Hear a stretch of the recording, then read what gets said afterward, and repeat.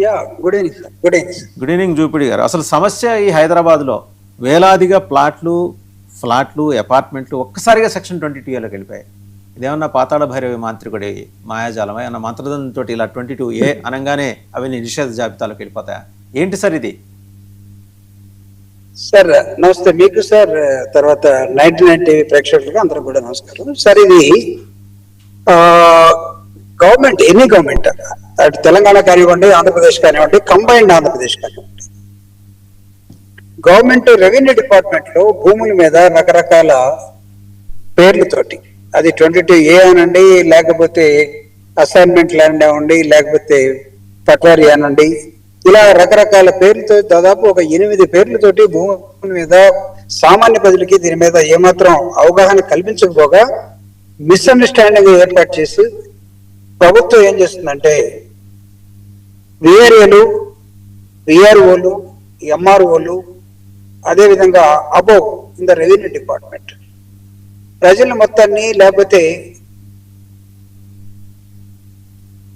ప్రభుత్వం వాళ్ళ కబ్జాల్లో పెట్టుకొని గందరగోళానికి గురి చేస్తున్నటువంటి నేపథ్యం. అందుకే చాలా ఈ ల్యాండ్ అంశం మీద బ్రోకర్స్ కూడా చాలా మంది తయారైపోయారు. 22A నుంచి విడిపించాలంటే ముఖ్యమంత్రి గారి సంతకం ఖచ్చితంగా కావాలి.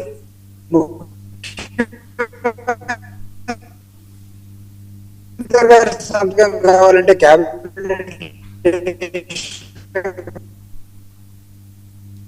జూపిడి గారు క్యాబినెట్ కావాలంటే ఈ అంశాల మీద ఆంధ్రప్రదేశ్ లో ఉన్నటువంటి హైదరాబాద్ లో ఉన్న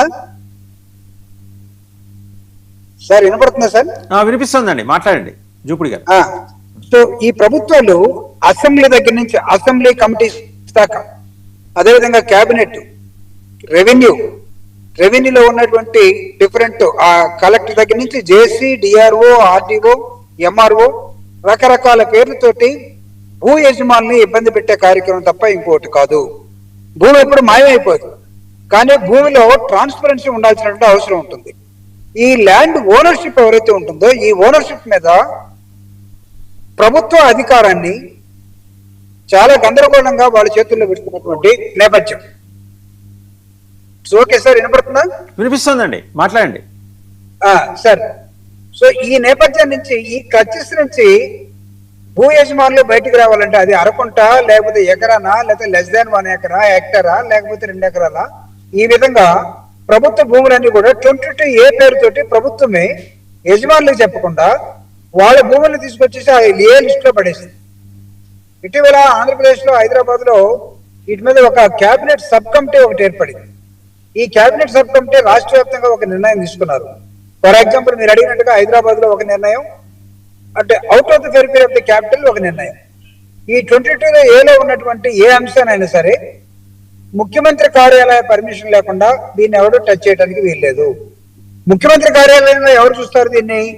అక్కడ కొంతమంది ఈ ల్యాండ్ సంబంధించినటువంటి ఎక్స్పర్ట్ పేరుతోటి, లేకపోతే ముఖ్యమంత్రి ఆఫీస్ ని ఇన్ఫ్లుయెన్స్ చేయగలిగినటువంటి కొంతమంది ఈ భూ యజమానులతోటి, ఓనర్స్ తోటి, ప్రభుత్వంతో మధ్యలో మీడియేటర్స్ గా ఉండి రకరకాలైనటువంటి దందాల్ని ఏర్పాటు చేసుకున్నారు. సో భూమి ఉన్నది తక్కువ, దాని మీద నియంత్రణలు ఎక్కువ.